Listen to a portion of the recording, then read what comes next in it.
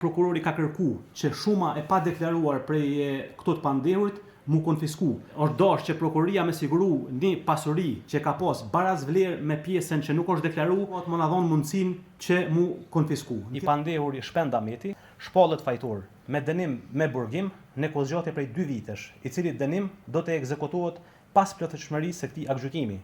Dënim me gjobë në lartësi prej 5.000 euro, ndërsa kjo gjykatë ka vendosur që të refuzoj propozimin e prokurorisë për konfiskimin e shumës së mjeteve të pa deklaruara. Në arsyetim sa i përket vendimit të kësaj gjykate për refuzimin e propozimit të prokurorisë për konfiskimin e mjeteve, pasi që në këtë rast prokuroria nuk ka paraqitur ndonjë pasuri të sekuestruar, ndaluar apo ngrirë, dhe se nuk ka përcaktuar ndonjë pasuri specifike e cila do të mund të konfiskohej si barazvlerë e pasurisë së pa deklaruar.